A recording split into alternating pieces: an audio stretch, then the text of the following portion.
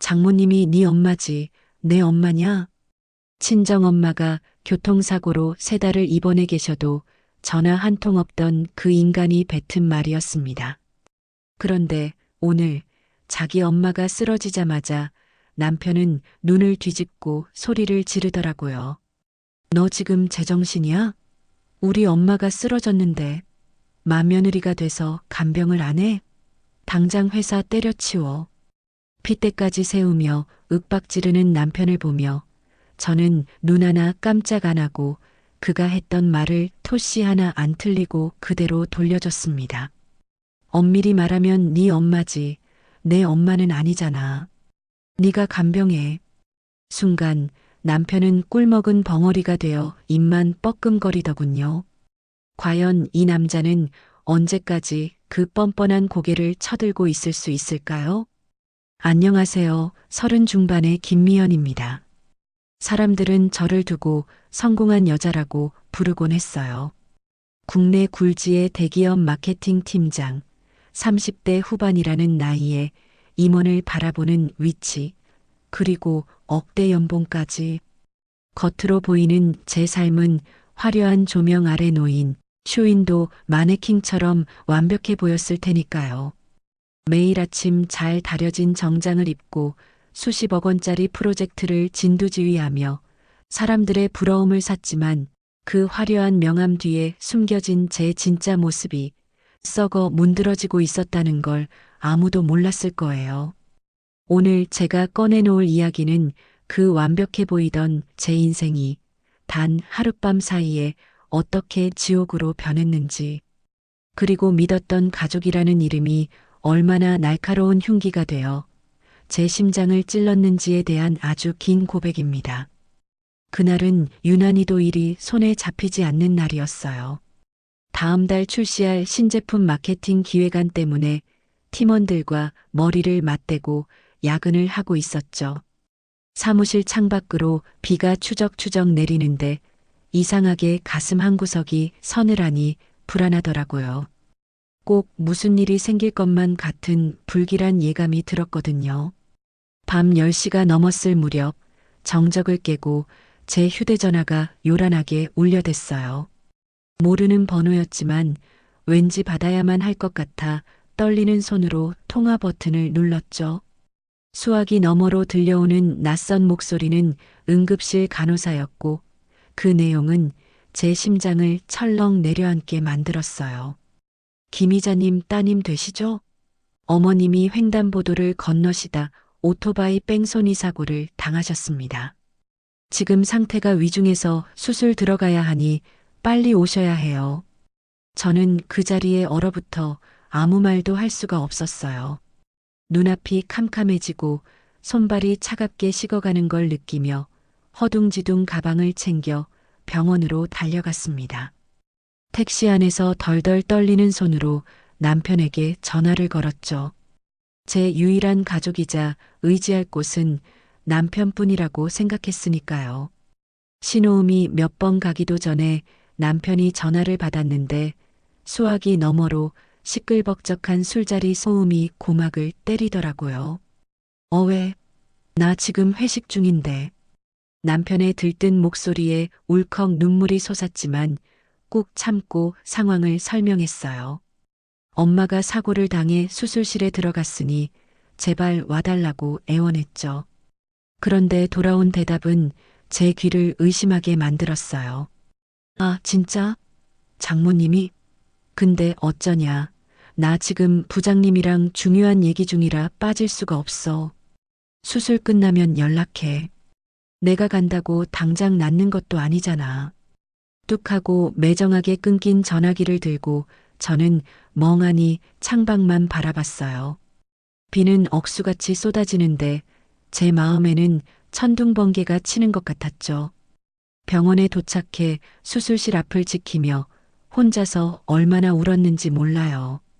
붉게 켜진 수술 중 표시등만 하염없이 바라보며 제발 엄마를 살려달라고 빌고 또 빌었습니다. 새벽녘이 되어서야 수술이 끝났고 의사 선생님은 다행히 고비는 넘겼지만 다리 복합골절이 심각해서 최소 3개월은 입원해야 한다고 하셨어요. 안도의 한숨을 내쉬며 짐을 챙기러 집에 들렀는데 남편은 아직도 집에 들어오지 않았습니다. 아침이 되어서야 술 냄새를 풀풀 풍기며 들어오는 꼴을 보니 기가 차서 말이 안 나오더라고요. 헝클어진 머리에 구겨진 와이셔츠 차림으로 들어온 남편은 걱정스러운 표정은커녕 대뜸 돈 얘기부터 꺼내는 거 있죠? 제 어깨를 툭툭 치며 남편이 물었어요. 장모님 보험은 들어놨어? 합의금이랑 보험금 꽤 나오겠네? 아, 뺑소니라고 했나? 그럼 정부 보장 사업 이런 것도 있다던데 알아봤어? 순간 제 귀를 의심했어요. 밤새 사경을 헤매다 겨우 살아난 장모를 두고 한다는 소리가 고작 돈 얘기라니 이게 사람인가 싶더라고요. 저는 끓어오르는 화를 억누르며 남편을 노려봤어요. 당신 지금 그게 할 소리야? 엄마가 죽다 살아나셨는데 돈 얘기가 먼저 나와? 어젯밤에 오지도 않고 이제 와서 한다는 소리가 고작 그거니? 남편은 제 눈초리에 아랑곳하지 않고 소파에 벌러덩 드러눕더니 하품을 쩍 하더라고요. 아니, 현실적인 얘기를 하는 거지. 병원비가 한두 푼 드는 것도 아니고 나도 계속 술 마시느라 피곤해 죽겠어. 좀 자게 조용히 해라. 저는 주먹을 꽉 쥐고 부들부들 떨었어요. 엄마가 깨어나면 간병을 해야 하는데 회사 일도 있고 해서 주말만이라도 남편에게 교대 간병을 부탁하려고 했거든요. 그런데 저 꼴을 보니 부탁하고 싶은 마음이 싹 달아나더라고요. 그래도 지푸라기라도 잡는 심정으로 말을 꺼냈습니다. 여보, 나 연차 쓰는 것도 한계가 있어. 평일엔 내가 어떻게든 할 테니까 주말에는 당신이 병원 좀 지켜줘. 그러자 남편이 벌떡 일어나며 정색을 하고 소리쳤어요. 내가 거길 왜 가? 주말에는 나도 좀 쉬어야지. 그리고 간병인을 쓰면 되잖아. 돈도 잘 버는 여자가 왜 그렇게 궁상을 떨어? 간병인 구할 때까지만이라도 도와달라는 거잖아. 가족인데 그 정도도 못해줘? 제 말에 남편은 코웃음을 치며 기가 막힌다는 표정으로 대꾸했어요. 야, 말은 똑바로 하자. 엄밀히 말하면 네 엄마지. 내 엄마는 아니잖아. 그렇게 잘난 네가 내 돈으로 사람 써서 해결해. 나한테 피해 주지 말고. 그 순간 저는 머리를 둔기로 얻어맞은 것 같은 충격을 받았어요. 내 엄마지 네 엄마는 아니다라니. 기쁠 때나 슬플 때나 함께하는 게 가족 아닌가요? 남편의 그 한마디가 제 가슴에 대못을 박아버렸죠. 저는 더 이상 남편에게 기대지 않기로 결심했습니다. 저 인간에게 기대느니 차라리 지나가는 개한테 하소연하는 게 낫겠다는 생각이 들었거든요. 그날부터 저는 지옥 같은 독박 간병을 시작했어요. 회사에는 사정을 말하고 연차를 몰았었지만 엄마의 상태는 생각보다 심각했습니다. 사고 후유증으로 선망 증세가 와서 밤마다 소리를 지르시고 저만 찾으셨거든요. 간병인을 구하려고 해도 엄마가 낯선 사람을 거부하고 저만 찾아서 도저히 맡길 수가 없었어요. 저는 병실 간이 침대에서 쪽잠을 자며 엄마의 대소변을 받아내고 밥을 떠먹여드리며 하루하루를 버텼죠. 거울을 보니 제 몰골이 말이 아니더라고요. 눈 밑은 퀭하고 피부는 푸석푸석해져서 귀신이 따로 없었죠. 그런데도 남편은 병문안은커녕 전화 한 통 없었습니다. 오히려 제가 집에 잠깐 들러오시라도 챙기려 하면 짜증부터 냈죠. 빨래가 쌓인 소파를 발로 툭 차며 남편이 투덜거렸어요. 집안 꼴이 이게 뭐냐? 밥도 안 차려주고 내가 밖에서 뼈 빠지게 일하고 들어왔는데 밥상 하나 못 받아 먹어야 해? 너는 친정에 미쳐서 남편은 안중에도 없지? 적반하장도 유분수지. 저는 억울해서 눈물이 핑 돌았지만 꾹 참았어요. 지금 싸워봤자 저만 손해고 엄마 간병에 집중해야 했으니까요. 저는 묵묵히 빨래를 돌리고 청소기를 밀어놓고 다시 병원으로 향했어요. 남편은 그런 제 뒤통수에 대고 혀를 차며 말했죠. 독하다, 독해. 여자가 저렇게 드세니까 집안의 우환이 끊이질 않지. 그 말을 듣고 현관문을 나서는데 다리가 풀려 주저앉을 뻔했어요. 그래도 엄마를 생각하며 이를 악물고 버텼죠. 입원 한 달째 되던 날 엄마가 정신이 좀 드셨는지 사위가 보고 싶다고 하시더라고요. 최서방은 바쁜가 보구나. 얼굴 한번 보기가 힘드네. 엄마의 그 말에 가슴이 미어지는 것 같았어요. 저는 억지로 웃으며 남편에게 전화를 걸었죠. 신호음이 길게 이어지다 남편이 귀찮다는 듯 전화를 받았습니다. 여보, 엄마가 당신 보고 싶어 하셔. 잠깐이라도 와서 얼굴 좀 비춰주라. 응? 제 간절한 부탁에도 남편의 반응은 싸늘하기만 했어요. 아, 나 지금 바빠. 거래처 미팅 있어서 못 가. 그냥 나 바쁘다고 해. 이런 걸 내가 하나하나 설명해줘야 되냐? 끊어. 또다시 매정하게 끊긴 전화기를 붙들고 저는 엄마에게 거짓말을 해야 했습니다. 최서방이 중요한 프로젝트 때문에 회사에서 못 나온다고요. 엄마는 씁쓸하게 웃으며 고개를 끄덕이셨지만 그 눈빛에 서린 서운함을 저는 읽을 수 있었죠. 그런데 그날 저녁 우연히 신우이의 SNS를 보게 되었어요. 평소에는 꼴도 보기 싫어서 잘 안 들어가는데 이상하게 그날따라 촉이 오더라고요. 아니나 다를까 신우이의 인스타그램에는 충격적인 사진들이 올라와 있었습니다. 해시태그와 함께 올라온 사진 속에는 남편과 시어머니 그리고 신우이가 제주도의 푸른 바다를 배경으로 환하게 웃고 있었어요.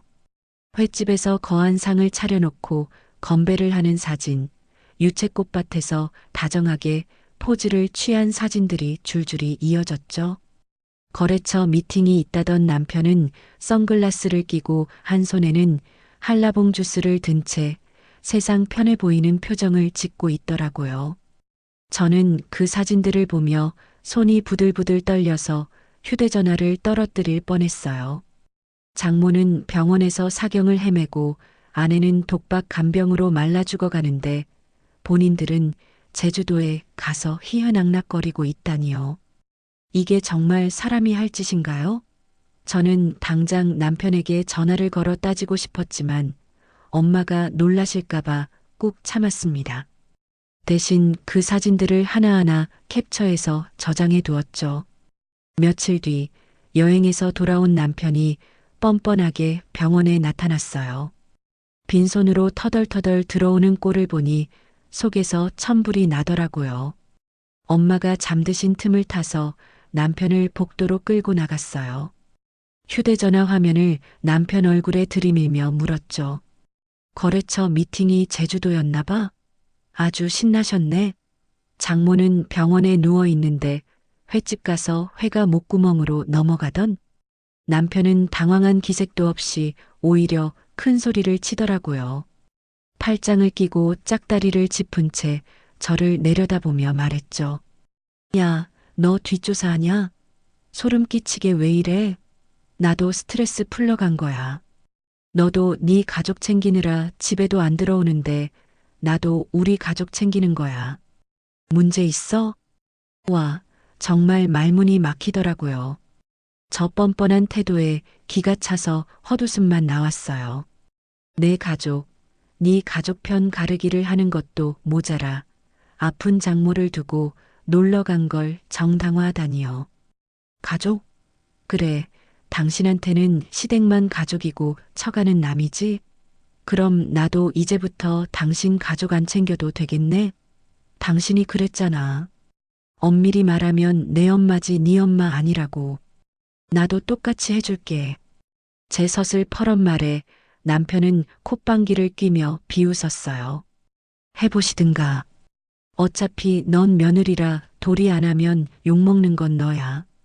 여자가 어디서 남편한테 눈을 동그랗게 뜨고 대들어? 기가세도 적당히 세야지.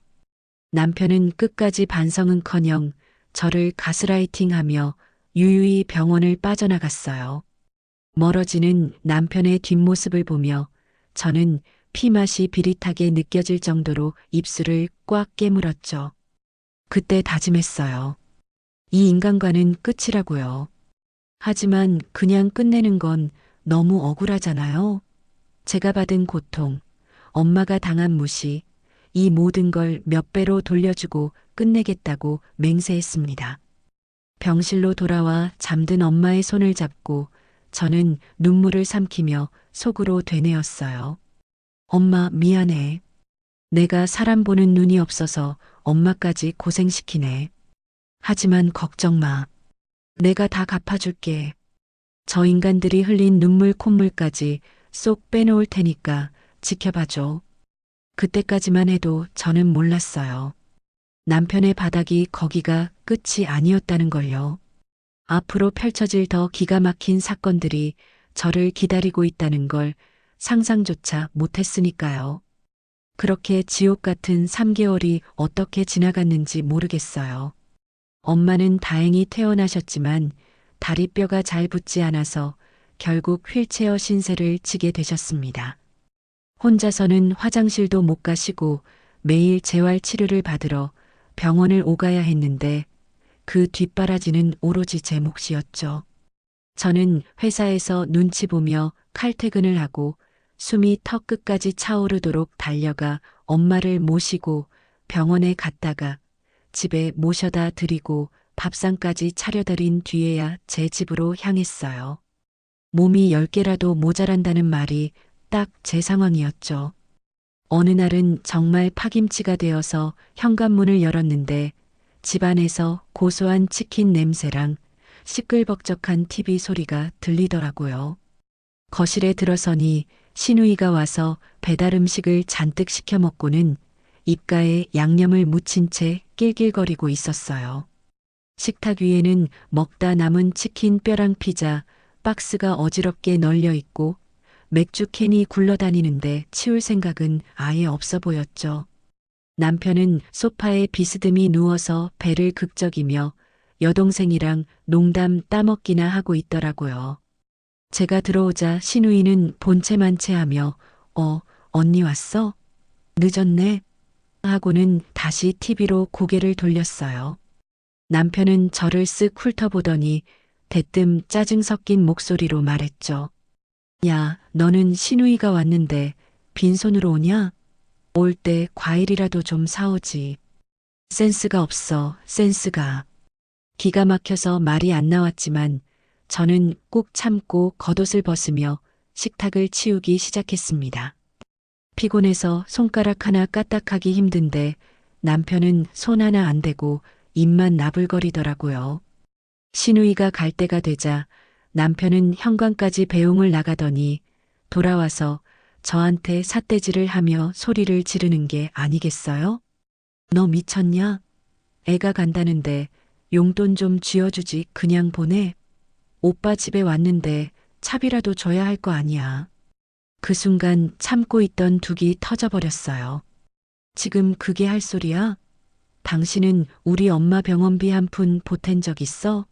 나는 내 생활비 쪼개서 엄마 간병비 대느라 허리가 휘는데 놀러온 시누이 용돈까지 챙겨야 해?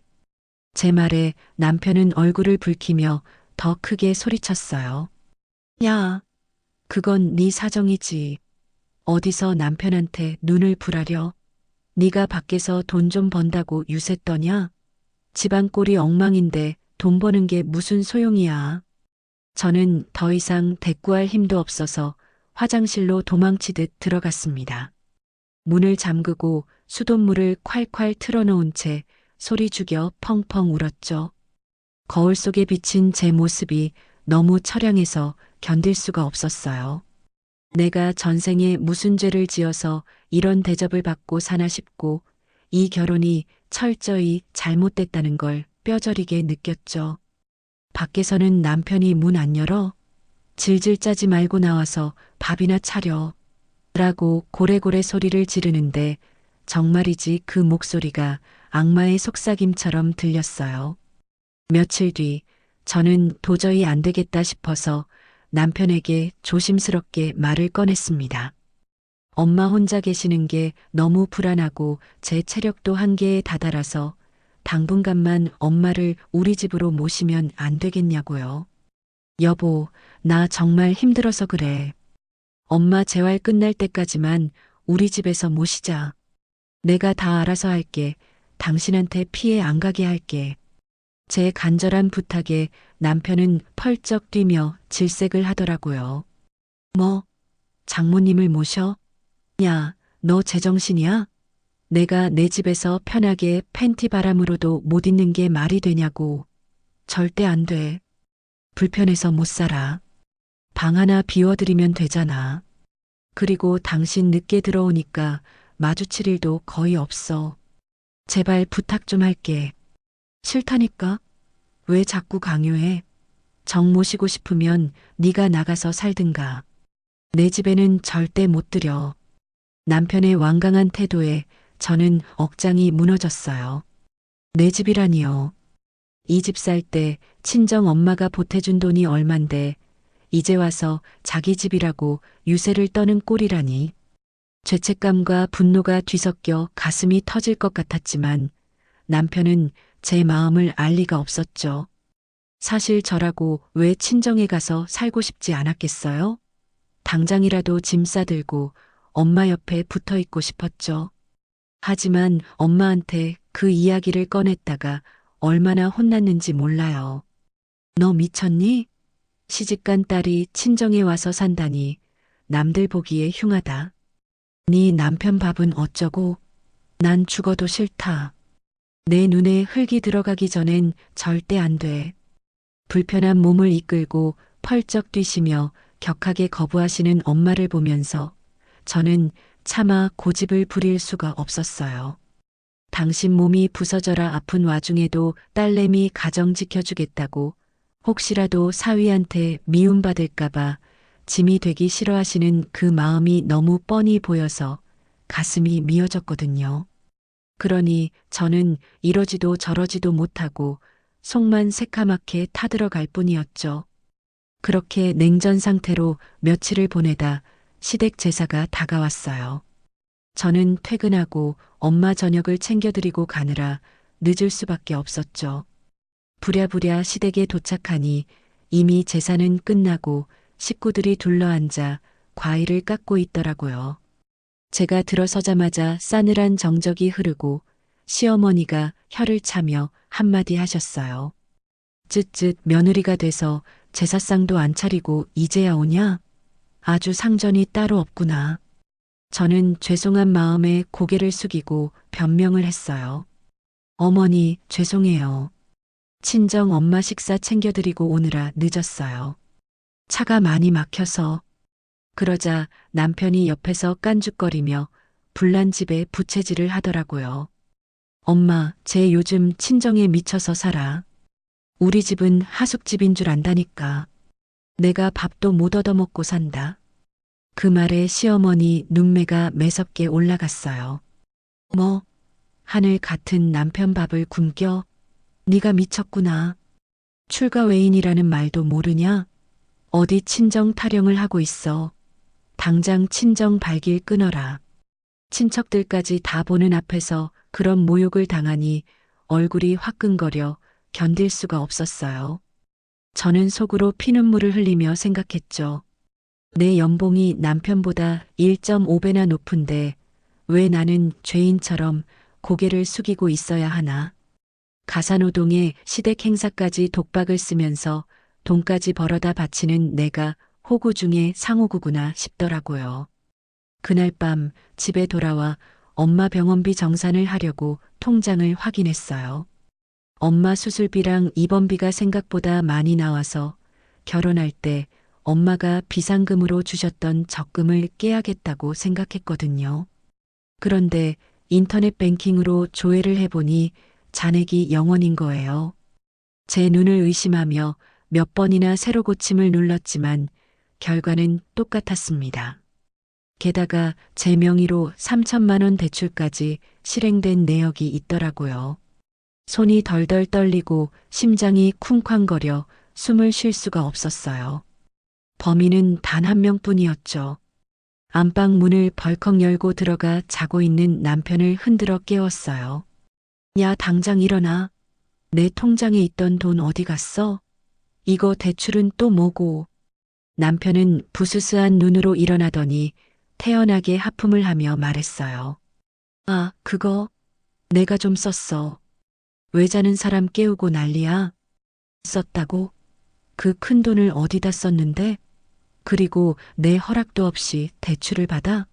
이거 엄연한 범죄야. 제가 소리를 지르자 남편은 귀찮다는 듯 머리를 극적이며 대답했죠. 주식 좀 했어. 요즘 대박 종목이 있다길래 투자 좀 했지.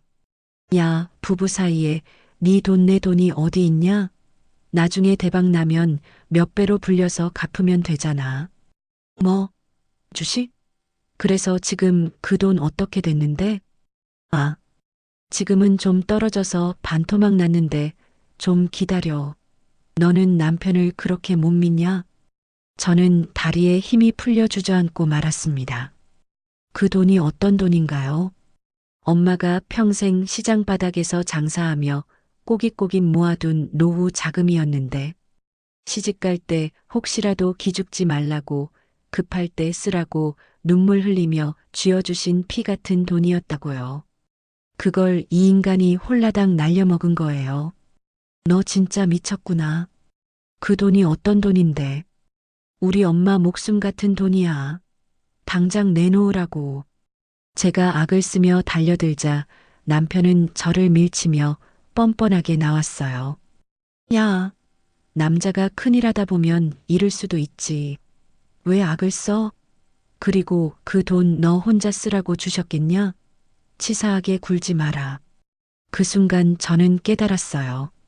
이 사람은 말이 통하는 인간이 아니라는 걸요. 더 이상 대화로 해결할 수 있는 단계가 지났다는 걸 직감했죠. 끓어오르는 분노를 차갑게 식히며 저는 바닥을 짚고 일어났습니다. 눈물 범벅이 된 얼굴을 쓱 닦아내고 남편을 똑바로 쳐다봤어요. 제 눈빛이 달라진 걸 느꼈는지 남편이 움찔하더라고요. 그래, 알았어. 부부니까 그럴 수 있지.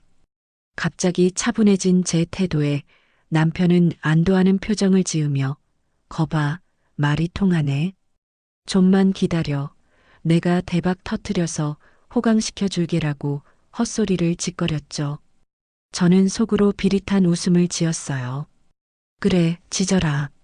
지금 실컷 지져둬라. 이게 네 마지막 발악이 될 테니까. 그날부터 저는 철저하게 연기를 시작했어요. 겉으로는 남편에게 순종하는 척 밥도 차려주고 빨래도 해주면서 경계심을 풀게 만들었죠. 그리고 뒤로는 남편 몰래 녹음기를 샀어요. 집안 곳곳에, 남편 차에, 심지어 남편이 자주 입는 정장 안주머니에도 초소형 녹음기를 숨겼죠. 모든 대화를 녹음하고 통장 관리를 따로 하며 제 수입을 철저히 숨기기 시작했습니다. 남편이 요즘 왜 월급 안 들어와? 라고 물으면 엄마 병원비 대느라 갑을 받아서 안 들어와라고 둘러대며 생활비를 끊었죠. 남편은 투덜거렸지만 제가 워낙 불쌍한 척 연기를 하니까 의심하지 않더라고요. 엄마 병원비는 제가 마이너스 통장을 뚫어서 해결했습니다. 빚이 늘어가는 걸 보면서 가슴이 타들어갔지만 나중에 위자료로 다 받아내겠다는 일념 하나로 버텼죠. 밤마다 녹음된 파일을 들으며 남편의 막말과 시댁 식구들의 뒷담화를 정리했어요. 들으면 들을수록 기가 차서 잠이 안 올 정도였지만 그 분노가 저를 버티게 해주는 원동력이 되었죠. 그러던 어느 날 남편이 술에 취해 들어와서 혼잣말을 중얼거리는 게 녹음기에 고스란히 찍혔어요. 아, 장모 보험금 분명 더 나올 구멍이 있을 건데 마누라가 멍청해서 그걸 못 챙기네. 이번에 엄마 환갑잔치 크게 해드려야 하는데 돈이 없어서 어쩌냐. 그 녹음 파일을 듣는데 소름이 끼치더라고요. 이 인간은 정말 구제불능이구나. 갱생의 여지가 없구나 확신했죠. 저는 주먹을 꽉 쥐고 컴퓨터에 이혼 소송 준비 폴더를 만들었고 차곡차곡 증거들을 모으기 시작했습니다. 그렇게 살얼음판 같은 날들이 이어지던 어느 날이었습니다. 하늘은 제 편인지 아니면 더 큰 시련을 주려는 건지 알 수 없는 일이 벌어졌어요. 평소처럼 지옥 같은 회사 생활을 마치고 파김치가 되어 퇴근하려는데 휴대전화가 미친 듯이 울리더라고요. 화면을 보니 신우이 이름이 떠 있었어요. 평소엔 연락 한 통 없다가 무슨 꿍꿍인가 싶어 받기 싫었지만 혹시나 무슨 일이 생긴 건 아닌가 싶어 전화를 받았죠. 아니나 다를까 수화기 너머로 신우이의 다급한 목소리가 들려왔습니다. 언니, 큰일 났어. 엄마가 화장실에서 쓰러지셨대. 지금 구급차 타고 응급실 가고 있어. 빨리 와봐. 순간 머릿속이 하얘지더라고요. 시어머니가 평소 혈압이 높으시긴 했지만 이렇게 갑자기 쓰러지실 줄은 몰랐거든요. 저는 부랴부랴 가방을 챙겨 병원으로 달려갔어요. 응급실에 도착하니 신우이는 울고불고 난리가 났고 남편은 멍한 표정으로 벽에 기대 서 있더라고요. 의사 선생님이 나오셔서 골든타임은 넘기지 않았지만 뇌에 출혈량이 많아 수술을 해야 한다고 하셨죠. 수술실 앞에서 기다리는 동안 신우이는 제 옷자락을 붙잡고 징징거렸습니다. 언니, 우리 엄마 잘못되면 어떡해? 나 무서워 죽겠어. 언니가 좀 어떻게 해봐. 저는 기가 막혔지만 일단 신우이를 진정시키고 남편에게 물었죠. 어머님 평소에 혈압약 잘 챙겨 드셨어? 최근에 병원 다녀오신 적은 있고? 남편은 짜증 섞인 목소리로 대답했어요. 몰라. 내가 어떻게 아냐? 엄마가 알아서 드신다고 했어. 그리고 왜 나한테 따져? 네가 며느리잖아. 시어머니 건강도 안 챙기고 뭐 했어? 와, 진짜 어이가 없어서 말이 안 나오더라고요. 친정 엄마 챙기느라 정신없는 사람한테 시어머니 건강까지 챙기라니요. 본인 엄마인데 자식인 본인이 더 잘 알아야 하는 거 아닌가요? 저는 끓어오르는 화를 꾹 참고 수술이 끝나기만을 기다렸어요. 몇 시간 뒤 수술이 끝나고 시어머니는 중환자실로 옮겨지셨어요. 다행히 생명에는 지장이 없었지만 의사 선생님 말씀은 청천벽력과도 같았습니다. 수술은 잘 됐지만 후유증으로 하반신 마비가 올 가능성이 높습니다. 앞으로 재활치료도 꾸준히 받으셔야 하고 24시간 간병이 필요하실 거예요. 가족분들 마음 단단히 먹으셔야 합니다. 그 말을 듣는 순간 신우이와 남편의 표정이 싹 굳어지더라고요. 24시간 간병이라니 누구 하나가 직장을 그만두거나 간병인을 써야 한다는 뜻이었으니까요. 신우이는 슬금슬금 뒷걸음질 치며 말했죠. 어머, 나 어떡해? 나 애들 학원 픽업해야 하는데. 그리고 나 허리도 안 좋아서 간병 못해. 오빠 니가 알아서 해. 그러자 남편이 펄쩍 뛰며 소리쳤어요. 야, 너는 딸 아니냐? 엄마가 너를 어떻게 키웠는데. 나도 회사 바빠서 못해. 네가 좀 해. 오빠가 장남이잖아. 그리고 올케 언니 있잖아. 언니가 며느리니까 당연히 해야지. 두 남매가 병원 복도에서 서로 미루며 싸우는 꼴을 보니 기가 차서 헛웃음이 나오더라고요. 저는 팔짱을 끼고 그 꼴을 지켜보다가 차갑게 한마디 던졌어요. 둘 다 그만 좀 해. 어머님 아직 마취도 안 깨셨어. 일단 간병인 구해서 쓰고 비용은 반반씩 부담하면 되잖아. 제 말에 남편과 신우이는 동시에 저를 쳐다보며 입을 모아 소리쳤습니다. 간병인? 그 돈이 얼만데? 네가 돈 다 낼 거야? 그래, 언니가 돈 잘 버니까 언니가 내면 되겠네. 우린 집 대출금 갚느라 쪼들리는 거 알잖아. 정말이지 뻔뻔함이 하늘을 찌르더라고요. 저는 어이가 없어서 콧방귀를 뀌며 말했죠. 나도 우리 엄마 병원비 때문에 힘들어. 정그러면 돌아가면서 간병하든지. 그렇게 우여곡절 끝에 간병인을 구했지만 그것도 잠시였어요. 시어머니 성격이 워낙 까탈스럽고 예민하셔서 간병인들이 며칠을 못 버티고 그만두는 거예요. 물이 차갑네 뜨겁네, 덥네 춥네, 자세가 불편하다 등등 온갖 트집을 잡으시니 누가 버티겠어요? 일주일도 안 돼서 간병인이 3명이나 바뀌고 나니 결국 남편이 저를 호출하더라고요. 남편은 비장한 얼굴로 식탁에 앉으며 말했어요. 여보 앉아봐. 가족회의 좀 하자. 저는 불길한 예감이 들었지만 일단 맞은편에 앉았어요. 남편은 뜸을 들이더니 대뜸 폭탄 선언을 하더라고요. 간병인 구하는 것도 지쳤고 아무래도 네가 회사 그만두고 엄마 간병해야겠다. 순간 제 귀를 의심했어요. 뭐라고? 내가 회사를 그만둬? 당신 지금 제정신이야?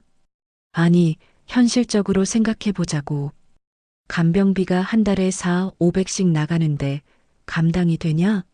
그리고 엄마가 며느리 손길을 원하시잖아.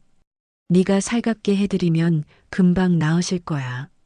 내 연봉이 얼만데 퇴사를 해. 차라리 당신이 휴직하고 간병해. 당신이 아들이잖아. 제 말에 남편은 얼굴을 붉히며 책상을 쾅 내려쳤어요. 야, 남자가 어떻게 집구석에 처박혀서 똥오줌 받아내냐? 남사스럽게. 넌 며느리잖아. 맏며느리 도리해야지. 어디서 말대꾸야? 도리? 당신은 우리 엄마 아플 때 코빼기도 안 비쳤으면서 나한테 도리를 우는애? 당신 월급으로 생활비랑 병원비 감당돼? 제가 조목조목 따지자 남편은 말문이 막혔는지 씩씩거리며 억지를 부렸습니다. 그때였어요. 병실에 계신 시어머니에게서 전화가 걸려왔죠. 남편이 스피커폰으로 전화를 받자 시어머니의 목소리가 쩌렁쩌렁 울려 퍼졌어요. 얘야, 미연이 옆에 있냐? 바꿔봐라. 저는 떨리는 손으로 전화를 받았어요. 네, 어머니. 몸은 좀 어떠세요? 몸이 어떻긴 죽지 못해 산다. 너는 시애미가 병원에 누워 있는데 코빼기도 안 비치고 뭐하냐? 내가 너한테 해준 게 얼만데 은혜를 원수로 갚는 거냐? 해준 게 얼마라니요? 결혼할 때 혼수 하나 안 해주시고 집 살 때 보태준 돈도 없으시면서 무슨 은혜를 운운하시는지.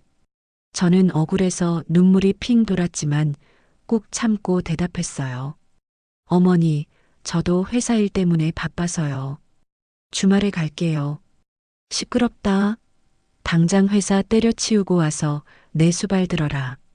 남편 내조도 못하고 시애미 공경도 못하는 게 무슨 며느리라고. 여자가 기가 세서 집안이 이 모양 이 꼴 된 거야. 다 네 탓이다, 알아? 시어머니의 폭언에 저는 더 이상 참을 수가 없었어요. 가슴속에서 뜨거운 무언가가 치미는데 더 듣고 있다가는 화병으로 쓰러질 것 같더라고요. 어머니, 말씀이 지나치시네요. 제가 뭘 그렇게 잘못했는데요? 그리고 간병은 당연히 아들이 해야죠. 저는 남이잖아요. 제 말에 시어머니는 아이고, 저것이 나 죽이려고 작정했네. 하며 통곡을 하시더라고요. 남편은 전화를 빼서 전화를 끊으며 저를 노려보았죠. 너 진짜 미쳤어? 엄마 쓰러지시게 하려고 작정했어? 당장 사과드려. 사과? 내가 왜? 틀린 말한 거 없잖아. 당신이나 가서 효도해. 나는 못하니까. 저는 자리를 박차고 일어나 방으로 들어가 방문을 잠그고 침대에 엎드려 엉엉 울었죠. 내가 왜 이런 취급을 당하며 살아야 하나? 이 결혼이 대체 나한테 무슨 의미가 있나? 머릿속이 복잡해서 터질 것 같았어요. 다음 날 아침 눈을 뜨니 남편은 출근하고 없더라고요. 거실 탁자 위에는 쪽지가 한 장 놓여 있었습니다. 생각 잘해라. 이번 주 내로 회사 정리하고 병원으로 와. 안 그러면 이혼이다. 이혼이라니 적반하장도 유분수지. 이 인간이 정말 갈 때까지 갔구나 싶더라고요. 저는 쪽지를 구겨서 쓰레기통에 던져버리고 출근 준비를 했어요. 거울 속에 비친 제 눈은 퉁퉁 부어 있었지만 눈빛만은 어느 때보다 독하게 빛나고 있었죠. 그래, 이혼? 해준다, 해줘. 더러워서 내가 먼저 해준다. 출근길 지하철 차창에 비친 제 얼굴은 푸석하기 그지없었지만 눈동자만큼은 이글거리고 있었어요. 남편이 남긴 그 쪽지 한 장이 제 안에 남아있던 마지막 미련이라는 찌꺼기까지 싹 태워버렸거든요. 회사에 도착해 자리에 앉았지만 모니터 속 글자들은 춤을 추듯 어지러웠습니다. 속에서는 뜨거운 용암이 부글부글 끓어올라 도저히 업무에 집중할 수가 없더라고요. 점심시간이 되자마자 도망치듯 사무실을 빠져나와 회사 근처에 있는 조용한 카페로 향했어요. 구석진 자리에 앉아 아이스 아메리카노를 시켜놓고 얼음을 씹어 먹으며 화를 식히고 있었죠. 그때였어요. 누군가 제 앞 테이블을 톡톡 두드리며 인기척을 내더라고요. 고개를 들어보니 입사 동기이자 법무팀장인 최민호였어요. 김 팀장 아니야? 여기서 혼자 뭐해? 표정이 왜 그래? 누구 하나 잡아먹겠네. 민호는 특유의 사람 좋은 미소를 지으며 제 맞은편에 털썩 앉았어요. 평소 같으면 그냥 업무 스트레스라고 둘러댔겠지만 그날은 이상하게 제 방어 기제가 작동하지 않더라고요. 꾹꾹 눌러왔던 감정이 뚝이 터지듯 터져 나올 것만 같았죠. 저는 한숨을 푹 내쉬며 그동안 있었던 일들을 민호에게 하나둘씩 털어놓기 시작했어요. 친정 엄마 사고부터 남편의 외면, 시어머니의 뇌졸중, 그리고 오늘 아침 받은 회사 종용 쪽지까지 전부 다요. 이야기를 듣는 내내 민호의 표정은 점점 굳어졌고 다 듣고 나서는 주먹을 꽉 쥐어 테이블이 흔들릴 정도로 쾅 내려치더라고요. 야, 그건 진짜 아니지. 사람이 어떻게 그래? 너 그동안 이걸 혼자 어떻게 참았냐? 민호의 진심 어린 분노를 보자 왈칵 눈물이 솟구쳤어요. 남편이라는 작자는 제 고통을 비웃기만 했는데 피 한 방울 안 섞인 동기는 이렇게 같이 화를 내주니까요. 민호는 휴지를 건네주며 낮지만 단호한 목소리로 말했어요. 잘 들어. 이건 명백한 이혼 귀책 사유야. 단순히 성격 차이가 아니라고. 배우자에 대한 유기, 방임, 그리고 시댁 식구들의 부당한 대우까지. 법적으로 따져도 네가 백전백승이야. 절대 물러서지 마. 근데 민호야, 내가 지금 당장 이혼 소송을 걸면 엄마가 더 충격받으실까봐 겁나. 그리고 그 인간들이 순순히 물러날 것 같지도 않고 제 걱정에 민호는 고개를 저으며 제 눈을 똑바로 응시했어요. 겁낼 거 없어. 너 기억 안 나? 3년 전에 우리 회사 위기였을 때 네가 밤새워서 만든 기획안 하나로 판도 뒤집었잖아. 너는 그런 사람이야. 능력 있고 강단 있고 누구보다 똑똑한 사람이라고. 왜 그런 쓰레기들 가스라이팅에 속아서 네 가치를 깎아내려? 넌 피해자가 아니라 이 상황을 끝낼 해결사야. 민호의 그 말 한마디가 제 머리를 강하게 때렸어요. 맞아요. 저는 회사에서 인정받는 팀장이었고 수십 명의 팀원을 이끄는 리더였죠. 그런데 집구석에만 들어가면 죄인처럼 고개 숙이고 살았던 거예요. 민호는 주머니에서 명함 한 장을 꺼내 건네줬습니다. 이거 내 선배가 하는 로펌이야. 이혼 전문이고 승소율 100%에 가까워. 내가 미리 언질해둘 테니까 가서 상담받아봐. 그리고 증거 수집하는 게 제일 중요해. 녹취, 문자 내역, 병원비 영수증 하나까지 다 챙겨. 민호와의 대화는 제게 꺼져가던 불씨를 다시 지피는 계기가 되었어요. 카페를 나서는데 발걸음이 한결 가벼워지더라고요. 사무실로 돌아와 자리에 앉자마자 부장님 호출이 있었어요. 김 팀장, 잠깐 내 방으로 좀 와봐. 부장님 표정이 꽤 심각해 보여서 혹시 내 가정사가 회사에 소문이라도 났나 싶어 가슴이 철렁했죠. 하지만 부장님이 꺼낸 이야기는 전혀 예상 밖의 것이었어요. 김 팀장, 이번에 본사에서 진행하는 글로벌 프로젝트 알지? 그 총괄 팀장 자리에 자네를 추천했어. 임원 회의에서도 만장일치로 통과됐고 상무 승진 조건이니까 무조건 성공시켜야 해. 어떻게 할래? 맡아줄 수 있겠어? 순간 숨이 턱 막히는 것 같았어요. 상무 승진이라니 제가 입사 때부터 꿈꿔왔던 목표였으니까요. 예전 같으면 시어머니 간병은 어쩌지? 남편이 싫어할 텐데 하고 눈치부터 봤겠지만 지금은 달랐어요. 이건 기회였어요. 내가 더 높이 올라가서 그 인간들이 감히 쳐다보지도 못할 위치에 설 수 있는 말 그대로 황금 동아줄이었죠. 저는 주먹을 불끈 쥐고 부장님을 보며 당차게 대답했어요. 감사합니다, 부장님. 제가 맡겠습니다. 목숨 걸고 성공시키겠습니다. 그래, 역시 김 팀장이야. 믿고 맡길게. 자리로 돌아와 승진 확정 메일을 확인하는데 심장이 터질 것 같았어요. 이 사실을 남편에게 알릴까 잠시 고민했지만 곧바로 고개를 저었죠. 지금은 때가 아니었어요. 이 승진은 저의 가장 강력한 무기가 되어야 했으니까요. 저는 이 기쁜 소식을 철저히 숨기고 오히려 남편이 원하는 대로 무기력한 척 연기를 하기로 마음먹었습니다. 퇴근길 저는 일부러 어깨를 축 늘어뜨리고 집에 들어갔어요. 남편은 거실 소파에 누워 TV를 보며 낄낄거리고 있더라고요. 제가 들어오자 힐끔 쳐다보며 던지는 첫마디는 참 가관이었습니다. 왔냐? 사표는 썼어?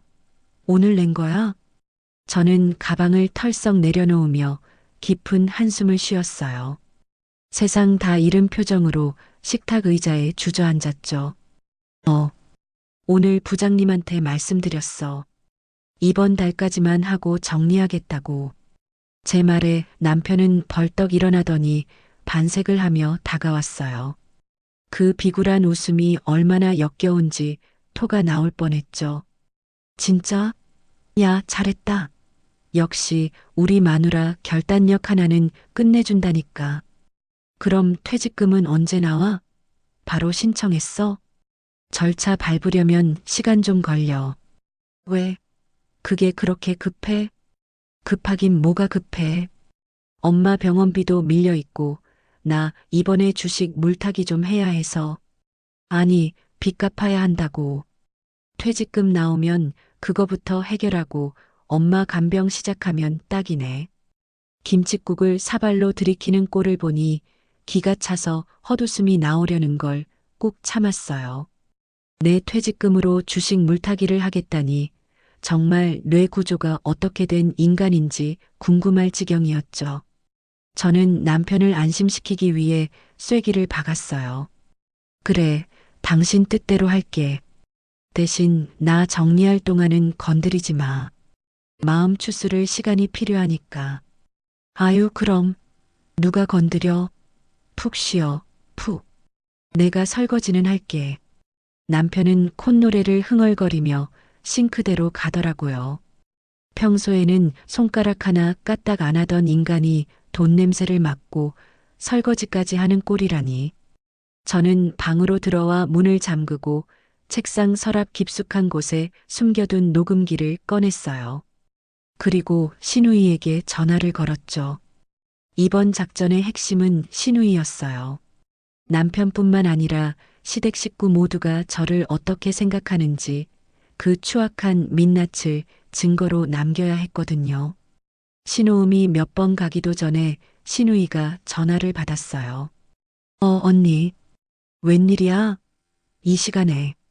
신우이 목소리는 늘 그렇듯 퉁명스러웠어요.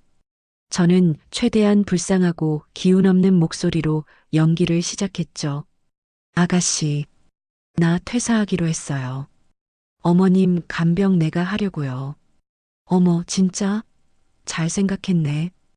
진작 그럴 것이지 왜 그렇게 튕겼어? 남자가 밖에서 일하고 여자가 안에서 내조하는 게 맞지. 당연하다는 듯 말하는 꼬라지에 속이 뒤집어졌지만 저는 본론으로 들어갔어요. 근데 아가씨, 나 혼자 24시간 붙어 있기는 너무 힘들어서요. 주말에는 아가씨가 와서 좀 봐주면 안 돼요? 그래도 친딸인데 어머님이 더 편해하실 거고. 저는 일부러 스피커폰 볼륨을 높이고 녹음 버튼이 잘 눌러져 있는지 확인했어요. 신우이의 대답은 제 기대를 저버리지 않았죠. 언니 지금 제정신이에요? 내가 거길 왜 가? 나 주말에 골프 약속 있어. 그리고 엄마 똥기저귀 가는 걸 내가 어떻게 해? 비위 상하게. 그래도 딸이잖아요. 저는 며느리고 남인데. 언니가 며느리니까 당연히 해야지. 그걸 왜 나한테 떠넘겨? 우리 오빠가 언니 먹여 살리느라 고생하는 거 안 보여? 염치가 좀 있어 봐요. 빙고. 원하던 대답이 정확하게 나왔어요. 며느리는 종년이고 딸은 공주님이라는 그 기막힌 이중잣대. 저는 마지막으로 한 번 더 확인 사살을 했어요. 그럼 아가씨는 어머니 병원비나 간병에는 전혀 관여 안 하겠다는 거죠? 나중에 유산 상속 얘기 나오면 어쩌려고요? 아, 진짜 짜증나게 왜 이래? 유산은 오빠가 장남이니까 오빠가 받는 거고 간병은 며느리 몫이지. 나 바쁘니까 끊어요. 다신 이런 걸로 전화하지 마. 뚝. 전화가 끊기자마자 입가에 서늘한 미소가 번지더라고요. 이 녹취록 하나면 나중에 신우이가 딴소리할 때 입을 꿰매버릴 수 있을 테니까요. 그날 밤 저는 잠자리에 누워 천장을 바라보며 앞으로의 계획을 점검했어요. 남편은 제가 퇴사하고 퇴직금을 바칠 거라고 철석같이 믿고 있고 신우이는 제가 독박 간병을 할 거라며 안심하고 있죠. 시어머니는 병실에서 며느리가 기어들어올 날만 기다리고 계실 거고요. 모두가 제 손바닥 위에서 놀아나고 있었습니다. 제가 준비한 이혼 소장이 날아들었을 때, 그리고 제 승진 사실을 알게 되었을 때, 저들의 표정이 어떨지 상상하니 짜릿해서 잠이 안 오더라고요.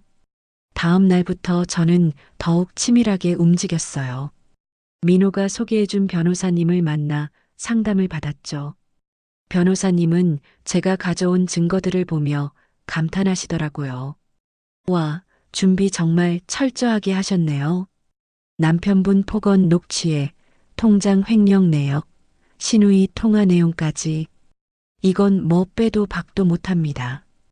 위자료 청구는 물론이고 재산 분할에서도 사연자님 기여도 70% 이상 인정받을 수 있어요. 특히 남편분이 사연자님 명의 도용해서 대출받은 건 이건 형사 고소도 가능합니다. 형사 고소요? 사문서 위조 같은 건가요? 네, 맞습니다. 그리고 금융실명제법 위반도 되고요. 이걸로 압박하면 남편분 꼼짝 못할 겁니다. 변호사님의 말에 자신감이 솟구쳤어요. 저는 바로 소송 준비를 의뢰하고 회사에서는 승진 준비에 박차를 가했죠. 팀원들에게는 비밀 유지를 당부하며 프로젝트를 진행했고 야근을 핑계로 집에 늦게 들어가는 날이 많아졌습니다. 남편은 제가 퇴사 인수인계 때문에 늦는 줄 알고 고생이 많네. 퇴직금 나오면 맛있는 거 사줄게라며 헛소리를 해댔죠. 그러던 어느 주말 드디어 결전의 날이 다가왔어요. 시어머니 병실에 온 가족이 모이는 날이었거든요. 남편은 아침부터 들떠서 저를 재촉했어요. 여보, 빨리 준비해. 오늘 가서 엄마한테 정식으로 말씀드려. 회사 그만뒀고 이제부터 제가 모시겠다고. 엄마가 얼마나 좋아하시겠어? 저는 거울을 보며 빨간 립스틱을 발랐어요. 평소에는 잘 바르지 않는 색이었지만 오늘은 특별한 날이니까요. 전장에 나가는 장수의 마음으로 정장 재킷을 걸치고 가방 깊숙한 곳에 묵직한 서류 봉투를 챙겨 넣었습니다. 그 안에는 사표가 아닌 남편과 시댁 식구들의 숨통을 끊어놓을 이혼 소장이 들어 있었죠. 그래, 가자. 가서 확실하게 보여줄게.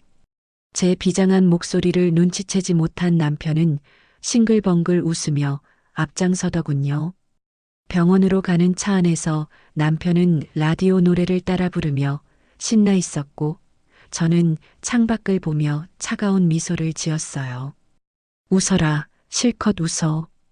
그 웃음이 울음으로 바뀌는 데는 1시간도 안 걸릴 테니까. 병실 문을 열고 들어서자마자 훅 끼쳐오는 퀴퀴한 냄새와 함께 익숙한 구박이 쏟아졌어요. 시어머니는 침대에 반쯤 누워 찌푸린 얼굴로 저를 흘겨보셨고 시누이는 휴대전화만 만지작거리고 있었죠. 남편은 짐짓 점잖은 척하며 제 등을 떠밀었어요. 엄마, 며느리 왔어요. 이제 회사도 그만뒀으니까 엄마 간병은 걱정 마세요. 얘가 다 알아서 할 거예요. 남편의 말에 시어머니 얼굴이 금세 펴지더라고요. 그래. 아이고, 잘 생각했다. 여자가 밖으로 나돌아봐야 집안만 망하지. 진작 그럴 것이지, 쯧쯧. 얼른 와서 좀 주물러 봐라. 삭신이 쑤신다. 시누이도 덩달아 거들었어요. 언니, 잘 됐네. 나 주말에 골프 약속 있어서 못 오니까 엄마 밥 잘 챙겨드려요. 나는 바빠서 이만 가볼게. 시누이가 짐을 챙겨 일어나려는 찰나 제가 차갑게 쏘아붙였어요. 어딜 가? 앉아. 아직 할 얘기 안 끝났어. 평소와 다른 제 목소리와 반말에 시누이가 멈칫하더라고요. 남편도 당황한 기색으로 물었어요. 여보, 왜 그래? 엄마 앞에서 뭐 하는 짓이야? 저는 천천히 가방에서 두툼한 서류 봉투를 꺼내 침대 위 탁자에 툭 던졌어요. 이혼 소장이라는 글자가 선명하게 박힌 서류가 시어머니와 남편 눈앞에 펼쳐졌죠. 이게 뭐냐? 남편이 떨리는 손으로 서류를 집어들었어요. 내용을 읽어 내려가는 남편의 눈동자가 점점 커지더니 얼굴이 흙빛으로 변하더라고요. 이혼 소장? 야, 너 미쳤어? 지금 장난해? 시어머니는 뒷목을 잡고 소리를 질렀어요.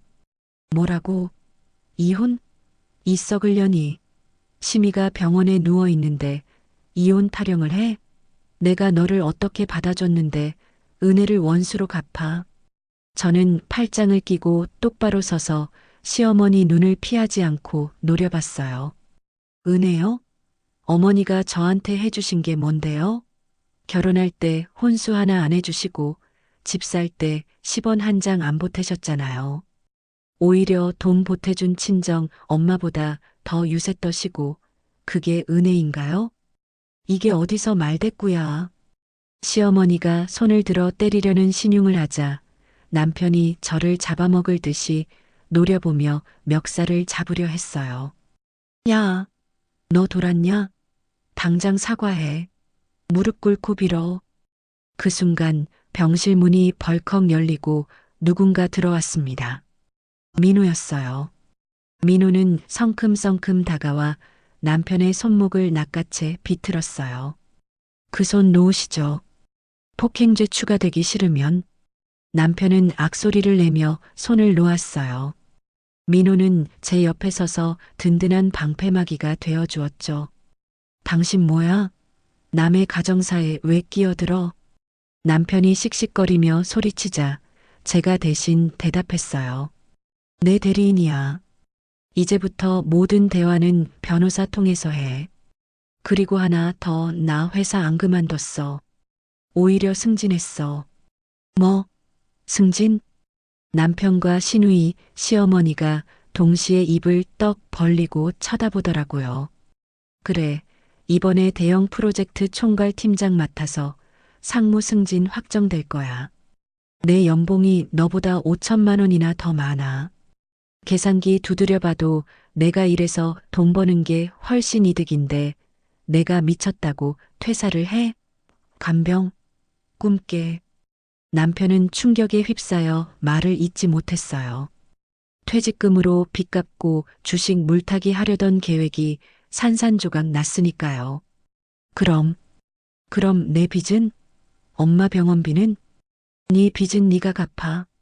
그리고 엄마 병원비. 너 장남이잖아. 네가 효도해야지. 6개월 전에 네가 나한테 뭐라고 했어? 어머님은 내 엄마지 내 엄마 아니잖아. 사위는 남이야. 효도는 셀프야. 기억 안 나? 저는 휴대전화를 꺼내 녹음 파일을 재생했어요. 엄밀히 말하면 네 엄마지 내 엄마는 아니잖아. 그렇게 잘난 네 돈으로 사람 써서 해결해. 남편의 목소리가 병실 안에 울려 퍼지자 남편 얼굴이 시뻘개지다 못해 터질 것 같더라고요. 시어머니는 입만 뻐끔거리고 아무 말도 못하셨고요. 들었지? 네가 뱉은 말이야. 토씨 하나 안 틀리고 똑같이 돌려줄게. 네 엄마지 내 엄마 아니잖아. 네가 효도해. 나는 남이니까 빠질게. 그때 시누이가 끼어들어 악을 쓰더라고요. 언니 진짜 독하다. 어떻게 시댁 식구들한테 이래? 며느리가 돼서 도리도 안 지키고 돈 좀 번다고 유세 떠는 거야? 저는 시누이를 비웃으며 또 다른 녹음 파일을 틀었어요. 언니 미쳤어? 내가 왜 해? 출가 외인이라며? 며느리가 다 해야지. 난 바빠서 못해. 언니가 알아서 해. 시누이의 목소리가 흘러나오자 시누이는 사색이 되어 입을 다물었어요. 들었지? 너도 똑같은 딸인데 네가 해. 출가 외인? 웃기고 있네. 친정도는 좋고 효도는 싫어. 이제부터 네 엄마 똥기저귀는 네가 가라. 난 더 이상 호구짓 안 해. 시어머니는 충격으로 거품을 물고 쓰러질 기세였어요. 아이고 아이고. 내가 며느리 잘못 들여서 이 꼴을 당하는구나. 저 독한 년 천벌을 받을 거야. 저는 냉정하게 대꾸했어요. 천벌은 어머니 아들이랑 딸이 받겠죠. 부모 자식 간에 도리도 모르고 돈만 밝히는 것들이니까요. 그리고 당신, 너 4명의 도용해서 대출받은 거랑 주식으로 날려먹은 내 돈. 그거 횡령죄랑 사문서 위조로 고소장 접수했어. 콩밥 먹을 준비나 해. 남편은 다리에 힘이 풀려 주저앉았어요. 여보. 잘못했어. 내가 잠시 미쳤었나 봐. 한 번만 봐줘. 우리 다시 시작하자. 응? 남편이 제 다리를 붙잡고 매달리는데 정말이지 역겨워서 쳐다보기도 싫더라고요. 저는 발로 남편 손을 툭 쳐내며 말했어요. 다시 시작? 꿈깨 이미 늦었어. 위자료 청구 소송도 같이 들어갔으니까 법원에서 보자. 내 변호사가 아주 유능하거든. 네 빤스 한 장까지 다 벗겨질 각오하는 게 좋을 거야. 민호가 옆에서 거들었어요. 최성준 씨, 김미현 씨 명의로 대출받은 건 명백한 범죄입니다. 합의 없으면 실형 살 수도 있으니까 변호사 잘 선임하세요. 물론 승산은 없겠지만요. 남편은 사색이 되어 벌벌 떨기만 했어요. 병실을 나서며 뒤도 안 돌아보고 병실 문을 쾅 닫고 나오는데 복도 끝까지 시어머니의 곡소리와 남편의 비명소리가 들렸어요. 하지만 제 귀에는 그 소리가 승전가처럼 들리더라고요. 민호가 제 어깨를 두드리며 엄지를 치켜 세웠어요. 와, 김상무님. 진짜 멋있었어. 사이다가 따로 없네. 고마워, 민호야. 네 덕분이야. 에이, 내가 뭘. 네가 다 했지. 이제 시작이야. 재판 끝날 때까지 긴장 늦추지 마. 우리는 주차장으로 걸어가며 하이파이브를 했어요. 차에 타서 시동을 거는데 하늘이 유난히 파랗고 맑게 보이더라고요. 그동안 꽉 막혀 있던 가슴이 뻥 뚫리는 기분이었죠. 라디오에서 흘러나오는 경쾌한 음악을 따라 흥얼거리며 엑셀을 밟았습니다. 집에 도착하니 텅 빈 집이 저를 반겨줬어요. 남편의 짐은 아직 그대로였지만 제 마음속에서 그는 이미 깨끗이 지워진 상태였죠. 저는 콧노래를 부르며 남편의 옷과 물건들을 챙겨서 박스에 담기 시작했어요. 현관 앞에 박스들을 쌓아두고 포스트잇에 메모를 남겼죠. 착불 택배로 보낼 테니 알아서 받아. 비밀번호 바꿨으니까 들어올 생각 말고. 그리고 나서 와인 한 잔을 따라 들고 베란다로 나갔어요. 서울 야경이 한눈에 내려다 보이는 풍경을 바라보며 와인을 한 모금 마시니 이게 바로 자유의 맛이구나 싶더라고요. 그날 밤 저는 오랜만에 꿀잠을 잤어요. 꿈속에서도 남편과 시댁 식구들이 무릎 꿇고 비는 장면이 나와서 웃으면서 깼죠. 다음 날 아침 출근 준비를 하는데 신우이에게 전화가 왔어요. 언니 어제는 내가 미안했어. 엄마가 너무 충격받으셔서 혈압 오르고 난리도 아니야. 제발 한 번만 와주면 안 될까? 오빠도 지금 정신 못 차리고 술만 마셔. 신우이의 목소리는 다급하고 비굴했어요. 어제까지만 해도 기세등등하던 모습은 온데간데 없었죠. 미안한데 나 바빠. 회사 일도 많고 이혼 준비하느라 정신없어. 그리고 어머님 혈압은 약 드시면 되잖아. 네가 옆에서 잘 챙겨드려. 끊어. 언니, 잠깐만. 우리 오빠 감옥 가면 어떡해? 대출금 갚을 능력도 없는데. 그걸 왜 나한테 물어? 네 오빠가 알아서 하겠지. 그리고 다신 전화하지 마. 번호 차단할 거니까. 뚝. 전화를 끊고 차단 목록에 신우이 번호를 추가했어요. 정말이지 질척거리는 것들 끝까지 구질구질 하더라고요. 회사에 출근하니 팀원들이 승진 축하한다며 케이크를 준비해줬어요. 다들 진심으로 축하해주는 모습에 눈물이 핑 돌더라고요. 상무님, 축하드려요. 진짜 존경합니다. 고마워요, 여러분. 다 여러분 덕분이에요. 앞으로 더 열심히 할게요. 그날 회식 자리에서 저는 팀원들에게 이혼 사실을 털어놓았어요. 다들 놀라긴 했지만 오히려 잘하셨어요. 쓰레기는 빨리 버리는 게 답이죠. 라며 응원해 주더라고요. 민호도 옆에서 내가 보증한다. 우리 상무님 이제 꽃길만 걸을 거야 라며 분위기를 띄웠고요. 이혼 소송이 순조롭게 진행되는 줄 알았는데 인생은 참 얄궂게도 꼭 중요한 순간에 발목을 잡더라고요. 법원에서 첫 조정 기일이 잡히던 날 저는 법원 대신 응급실로 달려가야 했어요.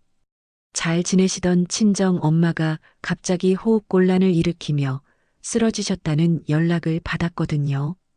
의사 선생님은 합병증으로 폐렴이 왔다며 이번 고비를 넘기지 못할 수도 있다고 무서운 말씀을 하셨죠. 중환자실 유리창 너머로 산소호흡기에 의지해 가쁜 숨을 몰아쉬는 엄마를 보는데 억장이 무너져 내리는 것 같았어요. 승진이고 나발이고 다 때려치우고 싶을 만큼요. 제가 회사 일에 미쳐서 이혼 소송에 눈이 멀어서 엄마를 방치한 것만 같아 죄책감에 숨을 쉴 수가 없었죠. 밤마다 엄마 손을 잡고 제발, 제발 엄마. 놔두고 가지 말라고 울며 빌었어요. 그런데 엎친 데 덮친 격으로 회사에서 연락이 왔어요. 감사팀이었죠. 김상무님, 지금 회사 게시판 난리 났습니다. 익명 투서가 들어왔는데 내용이 심각해요. 직장 동료와 불륜을 저질러 가정을 파탄냈다는 내용입니다. 사실 확인이 필요하니 당장 출석해 주십시오. 기가 막혀서 말이 안 나오더라고요. 불륜이라니 적반하장도 유분수지. 남편이 제 약점을 노리고 비열한 수를 쓴 게 분명했어요. 엄마 병간호 때문에 휴가를 낸 상태였지만 저는 이를 악물고 회사로 향했어요. 회사 로비에 들어서자마자 직원들의 시선이 따갑게 꽂혔어요. 수군거리는 소리가 들려왔죠. 저 사람이야? 상무 승진하자마자 불륜설 터진 게 남편이 1인 시위까지 한다던데 진짜 독하다. 능력 있으면 뭐해 인성이 저 모양인데. 억울해서 미칠 것 같았지만 여기서 흔들리면 지는 거라는 생각에 고개를 뻣뻣이 들고 감사팀으로 향했어요. 감사실 문을 여니 감사팀장님이 난감한 표정으로 투서 내용을 보여주시더라고요. 거기엔 제가 민호와 팔짱을 끼고 다정하게 걷는 사진, 밤늦게 함께 있는 사진들이 악의적으로 편집되어 있었어요. 심지어 제가 시어머니 간병을 거부하고 폐륜을 저질렀다는 거짓 증언까지 첨부되어 있었죠. 이거 사실입니까? 감사팀장님의 질문에 저는 헛웃음을 터뜨렸어요. 팀장님, 저랑 민호, 아니 최 팀장이랑 입사 동기인 거 아시잖아요. 그리고 저 사진들 야근하고 회식 끝나고 가는 길에 찍힌 겁니다. 업무상 만난 거지 불륜이라니요? 그리고 시어머니 간병요? 친정어머니 간병하느라 어쩔 수 없었던 거예요. 제가 그동안 쓴 병원비 내역이랑 간병인 고용계약서 다 제출할 수 있습니다. 오히려 남편이 제 명의 도용해서 대출받고 횡령한 사실 때문에 이혼 소송 중인데 이게 불륜으로 둔갑하다니 어이가 없네요. 제가 당당하게 맞서자 감사팀장님도 당황한 기색이 역력했어요. 하지만 회사는 보수적인 곳이라 이미 퍼진 소문을 잠재우기가 쉽지 않았죠. 게다가 남편이 회사 정문 앞에서 피켓을 들고 1인 시위를 시작했다는 소식이 들려왔어요. 불륜녀 김상무는 물러가라. 내 인생 망친 악녀. 가정 파탄의 주범. 그 문구를 보는 순간 저는 이성의 끈이 뚝 끊어지는 걸 느꼈어요. 엄마가 사경을 헤매는데 이 인간은 여기서 이러고 있다니. 저는 당장 로비로 뛰어내려갔어요. 남편은 저를 보더니 더 크게 소리를 지르며 연기를 하더라고요. 여러분, 저 여자 좀 보세요. 제가 뼈 빠지게 일해서 뒷바라지했더니 승진하니까 남편 버리고 딴 놈이랑 놀아났습니다. 억울해서 못 살겠습니다. 사람들이 웅성거리며 모여들었고 남편은 회심의 미소를 지으며 저를 쳐다봤어요. 그 비열한 눈빛에 구역질이 올라올 것 같았지만 저는 심호흡을 한 번 하고 또박또박 말했어요. 너 지금 뭐 하는 짓이야? 엄마가 위독하시다고. 당장 그만두고 꺼져. 엄마, 웃기고 있네. 장모 핑계 대지 마. 너 나랑 이혼하려고 쇼하는 거잖아. 위자료 안 주려고 발악하는 거지? 위자료? 누가 누구한테 받아야 하는데? 내 명의로 대출받은 3천만 원, 주식으로 날려먹은 내 적금, 그거 다 횡령죄야. 내가 널 고소했는데 네가 피해자 코스프레를 해? 거짓말하지 마. 증거 있어? 있으면 내놔봐. 남편이 뻔뻔하게 나오자 저는 휴대전화를 꺼내 녹음 파일을 재생했어요. 이번에는 스피커폰 볼륨을 최대치로 올리고 모여든 사람들 모두가 들을 수 있게 했죠. 야, 부부 사이에 네 돈 내 돈이 어딨냐? 나중에 대박 나면 갚으면 되지. 어차피 네 명의로 된 거 내가 좀 썼다고 쇠고랑 안 차. 남편의 목소리가 로비에 쩌렁쩌렁 울려 퍼지자 웅성거리던 사람들이 조용해졌어요. 남편의 얼굴은 홍당무처럼 빨개졌고 당황해서 어쩔 줄을 몰라 하더라고요. 이거 조작이야. 요즘 AI 기술 좋아서 목소리 변조도 된다며. 저 여자가 꾸민 짓이야. 그때였어요. 민호가 경비원들과 함께 나타나 남편의 앞을 막아섰어요. 지금 허위사실 유포에 명예훼손, 업무 방해까지 하고 계시네요. 이거 다 현행범으로 체포 가능한 거 아시죠? 경찰 불렀으니까 서해 가서 해명하세요. 경찰차가 도착하고 남편은 끌려가면서도 너 두고 봐. 내가 가만 안 둘 거야. 불륜녀 주제에 라고 악을 썼어요. 저는 그 꼴을 보며 다리에 힘이 풀려 주저앉을 뻔했지만 민호가 부축해줘서 간신히 버텼죠. 괜찮아? 많이 놀랐지? 민호야. 고마워. 나 진짜 무서웠어. 걱정 마. 내가 다 해결할게. 너는 어머님 곁에 가 있어. 회사 일은 내가 알아서 처리할 테니까. 민호의 따뜻한 말에 눈물이 핑 돌았어요. 다시 병원으로 돌아오니 엄마는 여전히 의식이 없으셨지만 얼굴색이 조금 편안해진 것 같았어요. 저는 엄마 손을 잡고 속삭였어요. 엄마, 그 인간 경찰서 갔어. 이제 아무도 엄마랑 나 괴롭히지 못해. 그러니까 제발 일어나.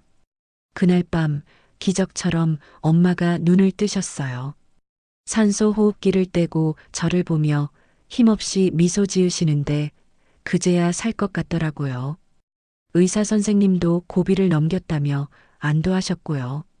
하지만 시련은 끝이 아니었어요. 시어머니는 휠체어를 타고 와서 소리를 지르며 엄마 병실 문을 쾅쾅 두드렸습니다. 안정을 취해야 할 엄마가 놀라서 경기를 일으키실까봐 저는 기겁을 하고 뛰쳐나갔죠. 어머니, 지금 뭐 하시는 거예요? 여기 병원이에요. 조용히 하세요. 조용히? 내 아들이 유치장에 있는데 조용히 하게 생겼냐? 네가 바람 피워서 이 사단이 난 거잖아. 어디서 뻔뻔하게 고개를 들어? 바람은 무슨 바람이에요? 증거 있어요? 그리고 아들이 잘못해서 들어간 걸 왜 저한테 따지세요? 법대로 한 건데 뭐가 문제예요? 법? 웃기고 있네. 네가 유능한 변호사 꼬셔서 내 아들 누명 씌운 거 다 안다. 당장 내 아들 빼내. 안 그러면 내가 여기서 배째라고 드러누울 테니까. 시어머니는 정말로 복도 바닥에 드러누워 통곡을 시작했어요. 사람들이 몰려들고 간호사들이 달려와 말렸지만 소용없었죠. 저는 더 이상 참을 수가 없어서 경비원을 불렀어요. 여기 업무방해로 신고해 주세요. 환자 안정 취해야 하는데 난동 부리시네요.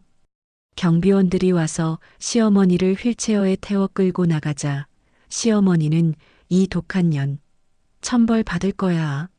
라며 저주를 퍼부으셨어요. 저는 그 뒷모습을 보며 싸늘하게 말했죠. 천벌은 어머니랑 아들이 받으시겠죠. 남의 눈에 눈물 나게 하면 제 눈에는 피눈물 난다는 거 똑똑히 보여드릴게요. 그 사건 이후로 저는 독해지기로 마음먹었어요. 더 이상 봐주지 않겠다고요. 민호와 상의해서 남편과 시어머니를 상대로 접근금지 가처분 신청을 냈고 회사에는 남편의 머고와 업무방해 증거를 제출해서 징계위원회에 회부되도록 조치했죠. 회사 징계위원회 날 저는 남편이 보낸 협박 문자, 1인 시위 CCTV 영상, 그리고 시어머니의 병원 난동 영상까지 모든 증거를 제출했어요. 동료들도 탄원서를 써주며 저를 도와주었고요. 김상무님은 평소 행실이 바르고 성실한 분입니다. 남편분의 주장은 터무니없는 음해입니다. 저도 봤습니다. 남편분이 술 먹고 찾아와 행패 부리는 거요. 여론은 순식간에 반전되었어요. 불륜녀라며 손가락질하던 사람들도 이제는 어머, 저런 쓰레기랑 살았다니 불쌍하다. 진짜 독한 시댁 만났네라며 저를 동정하더라고요.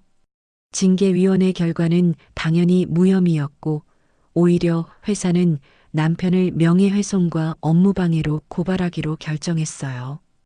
회사 징계위원회에서 무혐의 처분을 받고 당당히 회의실을 걸어 나오던 그 순간 전 남편의 인생은 그야말로 나락으로 떨어지기 시작했어요. 제가 제출했던 투서와 각종 증거들은 단순히 저의 결백을 증명하는데 그치지 않고 그가 회사 몰래 저질렀던 비위 행위들까지 낱낱이 까발리는 기폭제가 되었거든요. 제 명의를 도용해 대출을 받고 그 돈을 주식으로 탕진하면서 정신이 반쯤 나가 있던 그는 업무에서도 치명적인 실수를 연발해왔던 모양이에요. 거래처와의 중요 계약을 날려먹고도 보고를 누락했던 사실이 이번 감사 과정에서 고구마 줄기처럼 줄줄이 엮여 나왔죠. 회사는 냉정했어요. 품위 유지 의무 위반은 핑계일 뿐 실적 부진과 업무 태만으로 이미 찍혀 있던 그에게 가차없이 징계해고 통보를 날렸죠. 짐을 싸들고 회사 정문을 나서는 그의 뒷모습은 폐잔병보다 더 초라했다고 전해 들었어요. 하지만 그건 지옥의 시작에 불과했죠. 퇴직금이라도 챙겨 나올 줄 알았겠지만 제가 미리 걸어둔 가압류 때문에 10원 한 장 만져보지 못한 채 빈털터리로 쫓겨나야 했으니까요. 당장 먹고 살 길이 막막해진 그에게 닥친 현실은 더욱 가혹했어요. 병원에 누워 계신 시어머니의 병원비 독촉장은 매일같이 날아들었고 급한 불을 끄겠답시고 손을 댄 사채업자들의 빚 독촉 전화는 밤낮을 가리지 않고 울려댔죠. 결국 그는 간병인을 쓸 돈이 없어 스스로 어머니의 대소변을 받아내야 하는 처지가 되었어요. 평생 손에 물 한 방울 안 묻히고 살던 마마보이가 병실 쪽잠을 자며 똥기저귀를 갈아야 하는 상황이라니 인과응보라는 말이 이보다 더 정확할 수는 없었죠. 궁지에 몰린 전 남편이 마지막으로 기댈 곳은 여동생뿐이었어요. 하지만 피보다 진한 게 돈이라던가요. 오빠가 망했다는 소식을 듣자마자 강민아는 무서운 속도로 태세를 전환했습니다. 병원비 분담은커녕 오빠가 돈을 빌려달라고 할까봐 전화번호까지 바꾸고 잠적해버린 거죠. 오빠가 집 앞까지 찾아가 문을 두드려도 없는 척 인기척조차 내지 않았다니 그 남매의 우애라는 것이 얼마나 얄팍한 모래성 같은 것이었는지 헛웃음만 나오더라고요. 모든 퇴로가 차단된 전 남편이 지푸라기라도 잡는 심정으로 제게 전화를 걸어왔던 건 비가 억수같이 쏟아지던 어느 늦은 밤이었어요. 수화기 너머로 들려오는 목소리는 물기에 젖은 채 덜덜 떨리고 있었죠. 여보, 내가 잘못했어. 제발 다시 합치자. 응? 엄마가 매일 너만 찾으셔. 며느리가 해준 밥이 먹고 싶다고 우셔. 우리가 그래도 가족이었잖아. 울먹이며 애원하는 그 목소리를 듣는데 예전 같으면 마음이 약해졌을지도 모르겠지만 이번엔 달랐어요. 오히려 차갑게 식은 가슴 밑바닥에서 서늘한 비웃음이 올라왔죠. 가족? 그 입에서 가족이라는 단어가 나오는 것 자체가 저에겐 모욕이었으니까요. 저는 엄마가 드실 전복죽을 끓이며 덤덤하게 하지만 뼈가 시리도록 차갑게 대꾸했어요. 가족? 그 단어 입에 올리지 마. 역겨우니까. 그리고 내 엄마가 내 밥을 찾는 게 아니라 공짜로 부려먹을 식모가 필요한 거겠지. 나 지금 내 엄마 밥 먹여드려야 해서 바빠. 다신 전화하지 마. 매몰차게 전화를 끊어버린 제 손은 더 이상 떨리지 않았어요. 하지만 전 남편은 거기서 포기하지 않았죠. 며칠 뒤 꾀재재한 몰골로 저희 엄마가 입원해 계신 병원까지 찾아왔거든요.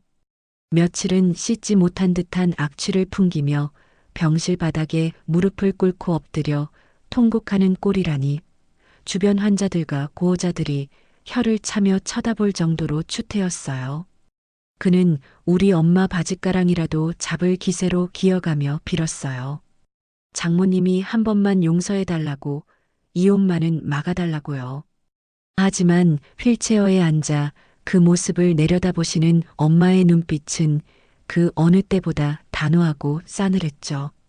엄마는 떨리는 손으로 제 손을 꽉 잡으시더니 낮은 목소리로 일갈하셨어요. 자네, 내 딸 눈에서 피눈물 흘리게 할 때는 언제고 이제 와서 살려달라니. 염치가 있어도 유분수지. 내 딸 인생 그만 갉아먹고 썩 나가게. 자네는 이제 우리랑 상관없는 남일세. 그리고는 미련 없이 휠체어를 획 돌려 창가로 향하셨어요. 그 단호한 뒷모습에 전 남편은 넋이 나간 듯 주저앉았고 결국 병원 경비원들에게 질질 끌려나가는 신세가 되었죠. 그 비참한 최후를 지켜보며 저는 비로소 긴 악몽이 끝났음을 실감했어요. 법원의 판결은 사필규정 그 자체였어요. 판사님은 남편의 유책 사유를 조목조목 지적하며 저에게 완벽한 승리를 안겨주었죠. 특히 제 명의를 도용해 대출을 받고 적금을 횡령한 사실이 인정되어 재산 분할에서도 제가 압도적인 비율을 가져가게 되었어요. 판결문이 낭독되는 동안 사색이 되어가는 전 남편의 얼굴을 보며 저는 10년 묵은 채증이 씻겨 내려가는 듯한 해방감을 맛보았죠. 그는 항소할 기력조차 남아있지 않은 듯 고개를 떨구었고 그렇게 우리의 지독했던 인연은 법적으로도 감정적으로도 완벽하게 종지부를 찍게 되었어요. 이혼 신고를 마치고 돌아오는 길 저는 엄마를 모시고 시내에서 가장 전망 좋은 레스토랑으로 향했어요. 그동안 고생한 우리 모녀를 위한 작은 축하 파티였죠. 엄마는 꾸준한 재활 치료 덕분에 이제 휠체어 없이도 지팡이를 짚고 천천히 걸으실 수 있게 되었어요. 한 걸음 한 걸음 아기처럼 조심스럽게 내딛는 엄마의 발걸음을 보며 저는 가슴이 뭉클해지는 걸 참아야 했죠. 창가 자리에 앉아 최고급 코스 요리를 즐기며 엄마와 저는 와인 잔을 부딪혔어요. 붉은 와인 너머로 보이는 엄마의 얼굴에는 오랜만에 핏기가 돌고 입가에는 편안한 미소가 걸려 있었죠.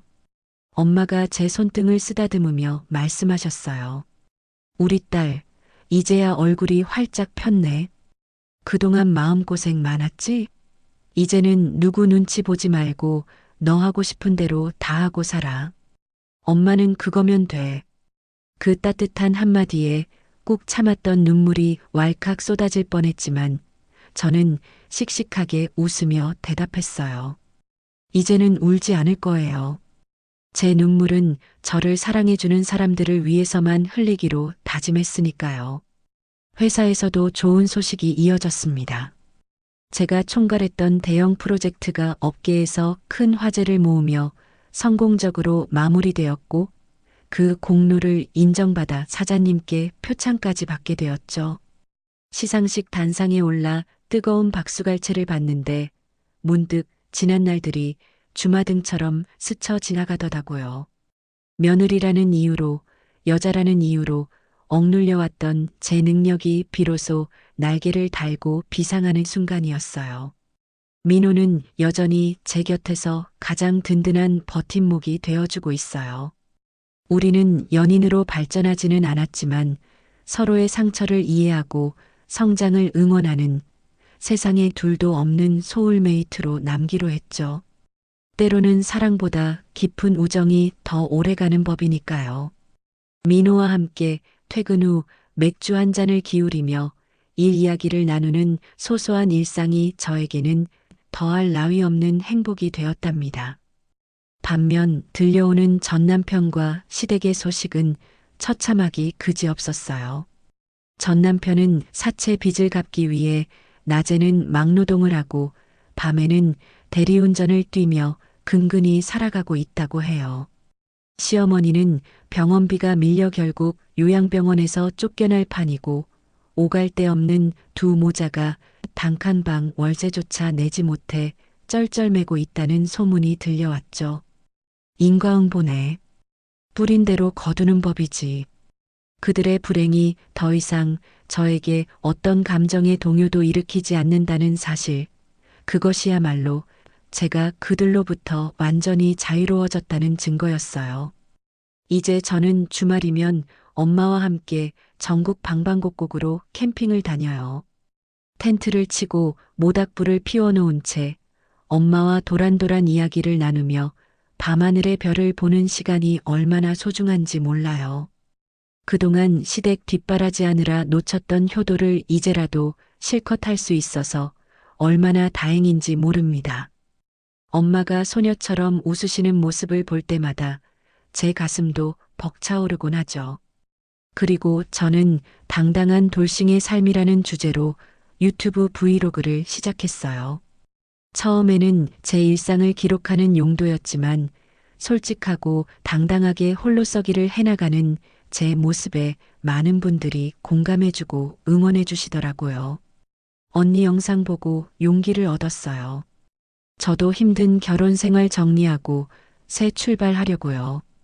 이런 댓글들을 볼 때마다 제가 겪은 아픔이 헛되지 않았음을, 누군가에게는 희망의 불씨가 될 수 있음을 느끼며 큰 보람을 얻고 있어요. 과거의 상처는 저를 무너뜨린 것이 아니라 더 단단하고 빛나는 보석으로 연마해 주었다는 것을 이제는 알 것 같아요. 오늘 밤 저는 한강이 한눈에 내려다 보이는 제 명의의 새 아파트 베란다에 앉아 있어요. 시원한 강바람이 머리카락을 스치고 눈앞에는 보석처럼 반짝이는 도시의 야경이 펼쳐져 있죠. 손에 든 와인 잔을 가볍게 흔들며 저는 밤하늘을 향해 조용히 건배를 청합니다. 누구의 아내도 누구의 며느리도 아닌 온전한 나 자신으로 살아가는 지금. 제 인생의 진정한 봄날은 바로 지금부터니까요. 지금이 내 인생의 화양연화야. 입가에 번지는 미소와 함께 저는 와인을 한 모금 머금으며 깊고 편안한 숨을 내쉽니다. 제 이야기는 여기서 끝이 나지만 저희 그리고 여러분의 화양연화는 이제 막 시작되었다고 믿어요. 부디 여러분도 자신의 삶의 주인공이 되어 가장 찬란하게 빛나는 순간을 맞이하시길 진심으로 응원할게요. 지금까지 들어주셔서 감사합니다. 네, 오늘 들려드린 사연 어떻게 들으셨나요? 정말 고구마 100개를 먹은 듯 답답했던 결혼 생활을 뒤로하고 시원한 사이다 복수와 함께 인생의 화양연화를 맞이한 미연님의 이야기였습니다. 가족이라는 이름으로 희생을 강요받고 믿었던 사람에게 배신당하는 고통 속에서도 결코 무너지지 않았던 미연님. 오히려 그 아픔을 디딤돌 삼아보란 듯이 성공해낸 모습이 정말 존경스럽고 멋지게 느껴집니다. 최고의 복수는 내가 행복해지는 것이다. 라는 말이 있죠? 썩은 동아줄을 과감하게 잘라내고 스스로 빛나는 보석이 되기로 선택한 미연님의 용기에 저도 큰 박수를 보내고 싶습니다. 지금 혹시 어두운 터널을 지나고 계신 분들이 있다면 오늘 이 사연이 작은 희망의 불씨가 되었기를 바랍니다. 결국 진심은 통하고 인과응보는 반드시 이루어지니까요. 이제는 누구의 아내, 며느리가 아닌 온전한 나로서 그리고 사랑하는 어머니의 자랑스러운 딸로서 펼쳐질 미연님의 인생 이막을 진심으로 응원하겠습니다. 미연님께 응원의 댓글을 남겨주세요. 큰 위로가 되어줄 거예요. 오늘도 끝까지 함께 해주셔서 감사합니다.